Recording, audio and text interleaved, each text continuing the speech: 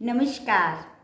तो आज हम आपको कुछ ऐसे ही बताएंगे जो हमारी सेहत की दृष्टि से बहुत हितकारी और लाभकारी है।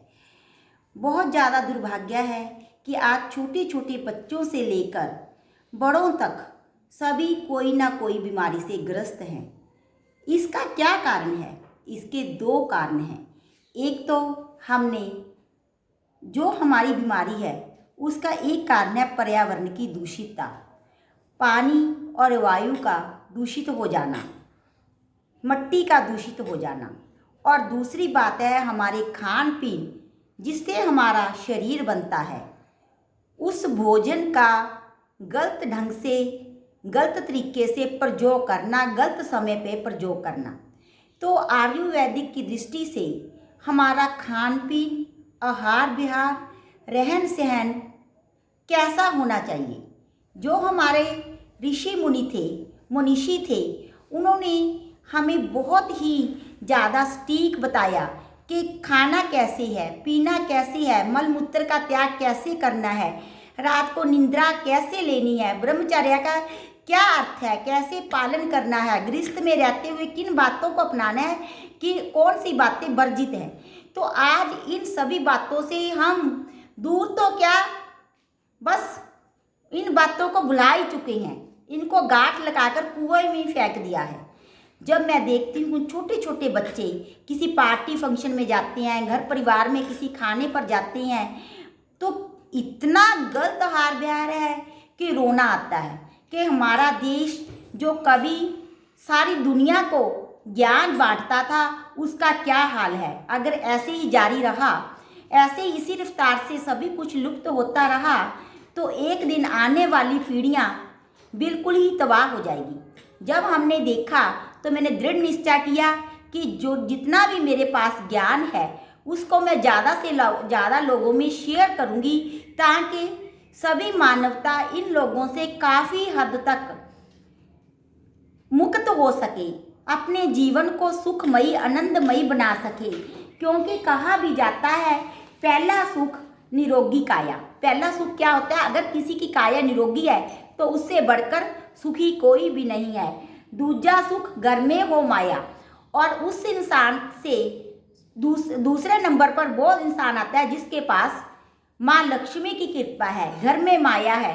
परंतु आजकल इसका उल्टा अर्थ है। अगर किसी के पास पैसा है तो वो उससे गलत प्रकार की चीज़ें खरीदता है, ढेरों आइसक्रीम खरीदेगा, ढेरों बर्गर खरीदेगा, ढेरों पिज़्ज़ा खरीदेगा, और वो अपने शरीर रूपी इस मंदिर में क्या डालता जाता है? कचरा ही कचरा डालता जा रहा है कि मेरे पास तो पैसा है। पहले पैसे से गलत आहार विहार करता है, फिर उसको पैसे का प्रयोग अस्पतालों में दवाओं पर खर्च करता है, दवा बूटी लेने पर खर्च करता है, जिससे पैसे की भी बर्बादी होती है, समय की भी, और स्वास्थ्य जो अनमोल है वो तो बिल्कुल ही चौपट हो जाता है। तो पहला सुख निरोगी काया, दूसरा सुख घर में हो माया, तीजा सुख सुलक्षणा नारी, जिसकी औरत पढ़ी लिखी है, समझदार है। हमारे पंजाब में बोलती हैं सुलक्षणी, जिसे समझ है बच्चों को कैसा खान पीन देना है, घर में कैसा रखना है, तो उस औरत से बढ़कर कोई भी नहीं है। आज घर में लड़कियां पढ़ी लिखी आ रही हैं, कोई एमएससी है, कोई बीएससी है, कोई डॉक्टर है, कोई इंजीनियर है, कोई सिविल सर्वेंट है, कोई वकील है, परंतु वो खान पीन से दूर जा रही हैं। बस बच्चों को ड्राई फ्रूट्स खिलाने हैं, खिलाने कैसे है ये नहीं मालूम, बस इतना सारा मुट्ठी भर दे दिया, चलो डाल लो पेट में। चाहे उससे बच्चे को कब्जी हो, चाहे गर्मी हो, चाहे डिप्रेशन में जाए, जब गर्मी शरीर में इतनी बढ़ जाएगी, कुछ भी हो, बस देना है, ठूसना है। तो सुलक्षणा नारी का होना, एजुकेटेड औरत का होना सबसे बड़ा तीसरा सुख कहा गया है। चौथा सुख पुत्र हो आज्ञाकारी। चौथा सुख व्यक्ति वह है संसार में जिसका पुत्र आज्ञाकारी है। आज्ञाकारी तब होगा जब वह संस्कारी होगा, उसे धर्म अर्थ मोक्ष काम की शिक्षा दी जाएगी। हम इन सब बातों को कहाँ भूल गए? जरा सोचिए, विचारिए। पंचम सुख सब देश में हो वासा। पांचवा सुख उसे कहा गया जो अपने देश में भी रहता है। विदेश में हम क्यों भागते हैं? जब हमें किसी चीज़ का अभाव महसूस होता है, क्योंकि अपने देश में सभी अपने होते हैं। और दूसरी बात, हम जिस 5 तत्वों से हमारा शरीर बना हुआ है, तो जिस मिट्टी पानी से हमारा शरीर बना है, तो आयुर्वेद में ऐसा कहा गया है कि उस मिट्टी पानी में पैदा हुई उत्पन्न हुई औषधियों से ही हमारा उपचार होना चाहिए। छठवां सुख क्या है? राज में पासा, जिसकी राज दरबार में इज्जत है। 7वां सुख संतोषी जीवन, और सबसे बड़ा 7वें नंबर पर वो आता है जिसे जीवन में संतोष है, सेटिस्फैक्शन है, ऐसी फजूल में भागा दौड़ी नहीं करता, मृग तृष्णा नहीं पालता। 7वां सुख संतोषी जीवन, ऐसा हो तो धन्य है जीवन। जिसके पास इन सभी बातें हैं तो उसे समझना चाहिए कि मेरा मानव होना सफल हुआ। तो इतने सुखों की हम बात करने के पश्चात बताएंगे कि कौन से महीने में क्या खाना चाहिए, क्या नहीं खाना चाहिए। अब चैत्र मास है, चैत्र मास में क्या कहा गया है? चैत्र मास में गुड़ का सेवन नहीं करना चाहिए। तो खाना क्या चाहिए? चैत्र मास में नीम की नई नई कोपले आती है, नए नए छोटे छोटे पत्ते निकलती हैं जो थोड़ी लाली लिए होती हैं। तो आयुर्वेदिक का ये मानना है कि अगर आप एक हफ्ता से लेकर 15 दिन तक इन खाली पेट कोपलों को चबा चबा कर, कितने लेने हैं? 7-8 पत्ते डेली खाते हैं और निगल लेते हैं चबा चबा कर, और ऊपर से पानी अगर नहीं निगल सकते, चबा सकते, थोड़ा पानी के साथ निगल लेती हैं, थोड़ा सा ही पानी लेना है, तो आपको मलेरिया, जितने भी इन्फेक्शंस के रोग हैं, वो साल भर के लिए आपका बीमा हो जाएगा। उन रोगों से आप मुक्त हो सकेंगे।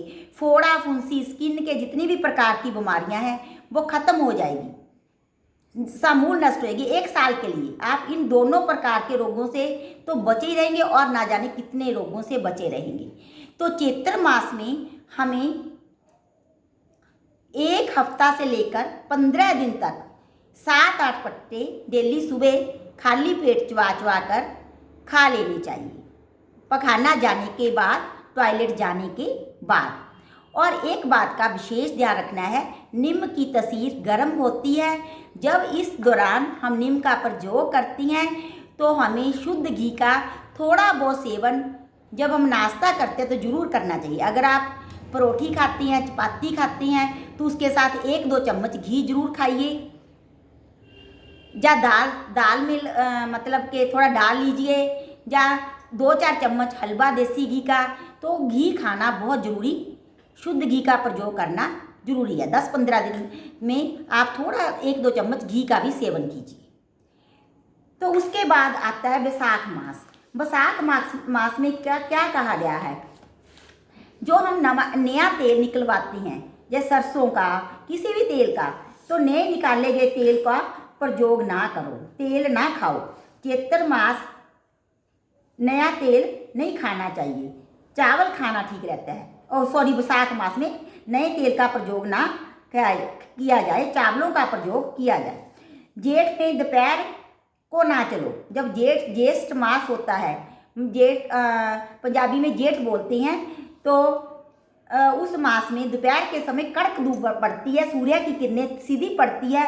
तो उस महीने में हमें दोपहर में विश्राम करना चाहिए, सीधी धूप है हमारे ऊपर नहीं पड़नी चाहिए। और क्या करना चाहिए? ज्येष्ठ मास में हमें दोपहर को थोड़ा सोना चाहिए। बाकी आयुर्वेद में कहा गया है कि दिन में सोना निषेध है, उससे पाचन तंत्र बिगड़ता है, पाचन शक्ति कमज़ोर होती है। और आषाढ़ मास में हमें क्या करना है? पक्का फल ना खाओ। जो आषाढ़ मास में पक जाता है फल, उसका खाना निषेध है।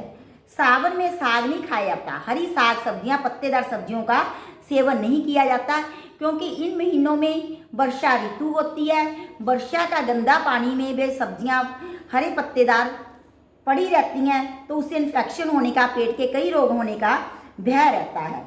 भाद्रपद में दही नहीं खाया जाता, वर्षा ऋतु में दही को निषेध कहा गया है। और शाम के वक्त भी दही कभी भी नहीं खाना चाहिए, दही का सेवन नहीं करना चाहिए। और भादो में क्या खाने चाहिए? चने, काले चने का प्रयोग करना चाहिए। इसलिए भाद्रपद में हमारे पंजाब में तो बाकी स्टेट्स में हमें मालूम नहीं है, बहुत से ऐसे त्यौहार आते हैं, दुबड़ी, भाई बीना, नाग पंचमी, जहाँ पर रात को चने भिगोए जाते हैं, सुबह पूजा के पश्चात उनकी सब्जी बनाई जाती है। हमारे हिंदू धर्म में जो 30 त्यौहार हैं, उनके पीछे यही एक मकसद था कि हम उन 30 त्यौहार की वजह से अपना खान पीन ठीक कर लेते थे। तो उसके बाद आता है आश्विन मास, अस्सू का महीना, तो उसमें करेले का सेवन नहीं किया जाता। गुड़ खाना सेहत के लिए अच्छा होता है, गुड़ का प्रयोग करना चाहिए। कार्तिक मास में क्या होता है, जमीन पर पृथ्वी पर नहीं सोना चाहिए, तो उससे क्या होता है, तो मूली का सेवन करना चाहिए, मूली का प्रयोग करना चाहिए। तो कार्तिक के पश्चात जो शीर्षक का महीना आता है, उसमें जीरे का प्रयोग ना करें। तो इस महीने में तेल का प्रयोग करें, किसी भी प्रकार का तेल खाना सेहत की दृष्टि से हितकारी होता है। तो पौष मास में धनिया का प्रयोग, जो हम सब्जी में डालते गोल गोल धनिया, सूखा धनिया, उसका प्रयोग नहीं करना चाहिए। तो मार्गशीर्ष के महीने में भी तेल का प्रयोग हितकारी होता है। उसके बाद आता है पौष का महीना, तो हमने बता दिया कि मतलब कि उसमें धनिया का प्रयोग करना चाहिए पौष मास में, और पौष महीने में दूध पीना चाहिए। तो उसके बाद पौष के बाद क्या आता है, माघ का महीना। उस महीने में तो माघ महीने में हमें क्या करना है, मिश्री नहीं खानी चाहिए, मिश्री निषेध है, और इसमें खिचड़ी खानी सेहत के लिए अच्छी रहती है, इसलिए मोठ बाजरे की खिचड़ी बनाई जाती है। और उसके बाद आता है फागुन का महीना।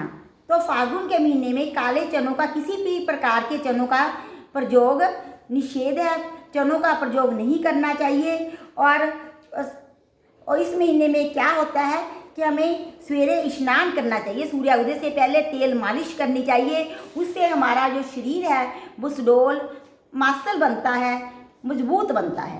तो आप आशा है इन सभी बातों को जीवन में अपनाकर एक सुखी निरोगी जीवन की ओर अग्रसर होंगे। बहुत बहुत धन्यवाद। आप मेरी वीडियो को सपोर्ट कीजिए, ज़्यादा से ज़्यादा लोगों में शेयर कीजिए, ताकि हमारा ज़्यादा से ज़्यादा जो हमारे देशवासी हैं इन बातों का फ़ायदा उठा सके और अपनी सेहत को ठीक रख सके। धन्यवाद। अब मिलेंगे अपनी नेक्स्ट वीडियो में, तब तक के लिए शुक्रिया, बाय बाय।